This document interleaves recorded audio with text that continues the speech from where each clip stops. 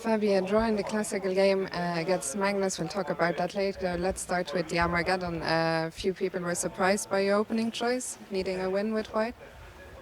Well, I think I did go for it. Maybe it was a bit too ambitious, this thing with bishop d6, c5.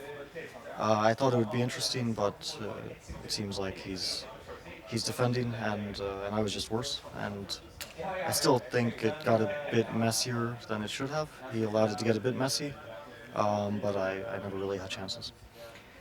On the other hand, in the classical game, you're really pressing today. We saw some deep preparation, I guess.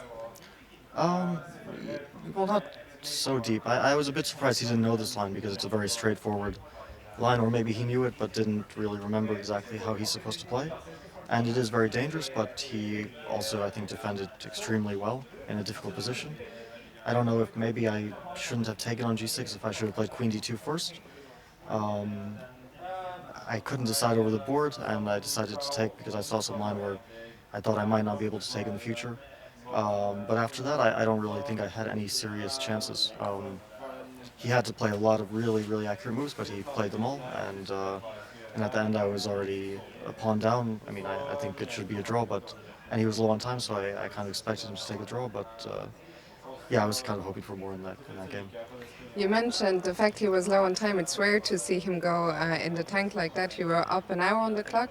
How much were you trying to play on your time advantage? Well, I was trying to play quality moves. I wasn't trying to just play on the clock. I don't think this usually works out, especially since it's a very concrete position, and one tempo basically makes a difference between an advantage and an advantage for black. Um, but I was still trying to think on his time and try to, because I thought his moves were more or less up to a point, like rook e8, h5, rook c8, I thought it was more or less forced. Um, so I kind of had calculated a lot in advance, which was how I managed to keep ahead on the clock. D3 came as a surprise, but I think it's an absolutely excellent move. And after that, I don't. I mean, it's basically by tempo, by only moves that he's surviving. Almost every move for like after D3, pretty much every move is forced or he's going to lose. And I was very optimistic. I actually thought after Queen C8 I should have something strong, but I couldn't find it. And as it turns out, there's probably nothing there. There's only 3 rounds left at this stage. Tomorrow you have a big game with White against Ali Reza, who is going to be the tournament leader going into that game.